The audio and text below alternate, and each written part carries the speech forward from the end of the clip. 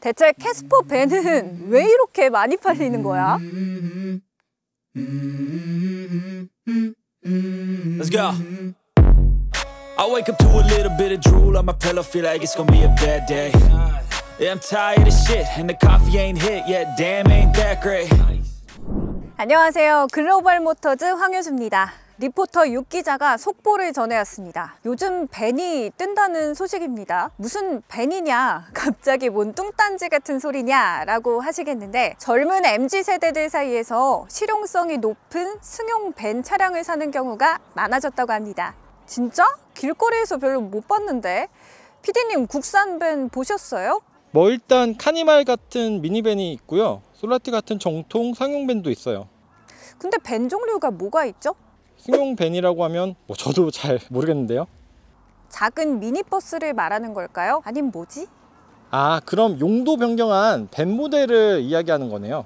자, 6 기자 말에 따르면 카니발도 승용 밴이지만 기존에 그냥 승용으로 쓰던 차를 밴으로 용도 변경해서 타는 차라고 하네요. 르노코리아에서 나오는 QM6가 퀘스트라는 이름으로 나왔고 또 기아 레이 경차도 밴으로 나오죠. 소상공인들이 자주 애용하는 경차는 예전부터 이런 승용 밴이 나왔었죠.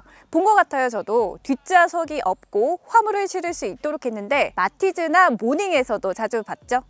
네, 맞습니다. 이런 차들이 요즘 인기인가 봐요. 최근에 쌍용차, KG 모빌리티에서 새로 나온 전기차, 신차 EVX를 용도 변경한 EVX 밴 모델을 내놨다고 하네요. KG 모빌리티가 조금 조용한가 싶었는데 다시 고개를 드는 게 택시 모델도 내놨고요. 그리고 이번에 밴 모델을 내놓은 거죠. 특히 밴 모델이 주목받는 이유는 국내 최초 전기 SUV 기반 상용차라는 점이라고 합니다. 토레스 EVX 밴은 1열 좌석 뒷공간을 화물 적재 공간으로 만들었다는 걸 빼면 구조나 기술적으로는 승용 토레스 EVX와 같고 공간 구성은 더 뉴 토레스 밴과 똑같다고 합니다. 승용 모델에서 2열 좌석이 설치된 부분까지 터서 만든 적재 공간은 1800mm, 너비 1300mm, 높이 885mm로 부피가 1462L가 된다고 하거든요. 또 최대 적재량은 또 300kg이라고 합니다. 이런 구조는 르노 QM6 퀘스트와도 거의 비슷합니다. 퀘스트는 길이 1423에서 1760mm, 너비는 1261에서 1321mm, 높이는 723에서 859mm에 이르는데 공간은 1413L가 된다고 합니다. 대략 50L 정도가 EVX가 더 크죠. 엔진과 LPG 탱크, 그리고 모터와 배터리 공간의 차이인 것 같습니다. 아무래도 부피 쪽으로는 LPG 엔진이 더 크고 상대적으로 부피가 작은 배터리와 모터는 무게가 많이 나간다는 단점이 있겠죠. 그럼 선택의 고민이 좀 될 것 같기는 한데요. 만약 제가 꽃집 사장님이라면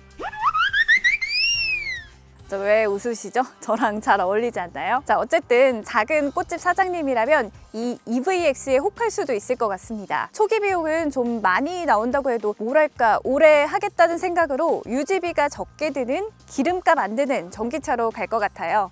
그럼 이제 퀘스트는 어쩌나? 근데 걱정할 게 없는 게 초기 비용 차이가 너무 많이 나니까 이 퀘스트는 시작 가격이 2,008만 원이라고 하는데 EVX 밴은 4,438만 원부터 시작한다고 하네요. 보조금을 받기 전에는 2배 이상이 차이가 나는데 보조금을 받으면 3천만 원 중후반으로 된다고 하는데 서울시는 거의 안 된다고 보셔야죠. 3천만 원 중반대로 나오는 곳은 많이 없을 것 같네요. 장단점이 있는데 어쨌든 이 두 차 말고도 승용 밴이 또 있잖아요. 경차에서도 밴이 많이 나오죠. 네, 캐스퍼도 2인승 밴 모델이 있죠.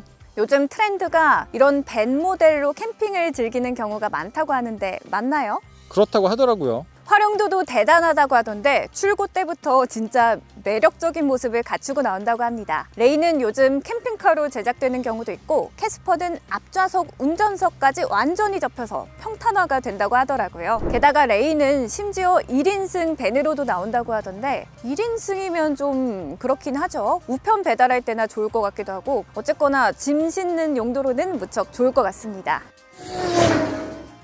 판매량도 좀 눈길을 끈다고 해요. 르노 QM6 퀘스트는 지난해 판매량이 1736대라고 하더라고요. 차의 특성상 꼭 필요한 사람만 많이 구매한 것 같은데요. 캐스퍼 밴은 더 많이 팔더라고요. 거의 매달 기본 3000대 이상은 팔리고요. 작년 12월에는 대략 3800대, 올 1월에는 3900대, 2월에는 3100대, 3월에는 3,400, 4월에는 3,600 뭐 이러면서 평균 3,400대 이상씩 가져가고 있습니다. 참고로 레이밴은 지난해 6,799대가 팔렸다고 합니다. 대체 캐스퍼 밴은 왜 이렇게 많이 팔리는 거야? 요즘 상용차에 대한 관심이 좀 높아지고 있는 것 같습니다. 경기도 어렵고 물가도 오르고 금리도 오르고 그러니까 차 판매 성향도 좀 극과 극으로 나눠지는 경향이 있다는데 뭐 예를 들어서 막 비싸고 좋은 차들도 불티나게 팔리고 페라리, 람보르기니, 벤틀리 이런 수억 원씩 하는 차들이 요즘 없어서 못 판다고 줄 서서 기다려야 한다고 하잖아요. 반대로 경차들도 조금씩 판매량이 증가하고 있고요. 캐스퍼가 나온 게 신의 한 수였던 듯.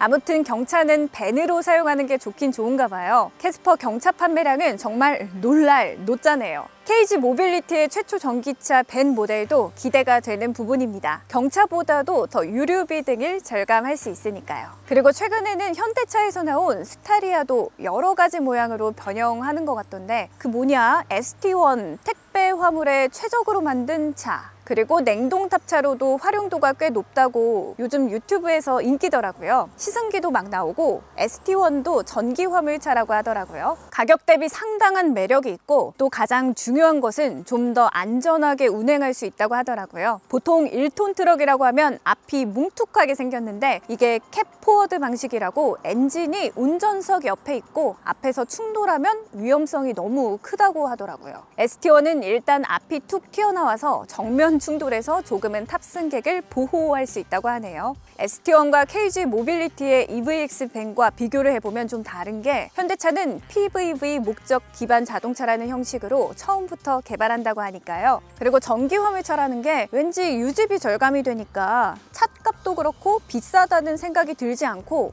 캠핑이나 그럴 때 전기를 뽑아 쓸 수 있다는 장점 같은 것도 있는 것 같습니다. 가족 구성원이 없다면 일에도 일상에도 쓸 수 있으니 좋네요. 화물을 다루는 새로운 방법이 제시가 되니까 또 제가 아름다운 꽃집 사장님으로서는 꽤 괜찮은 조건이라는 생각이 드네요. 그럼 지금까지 황유주였습니다.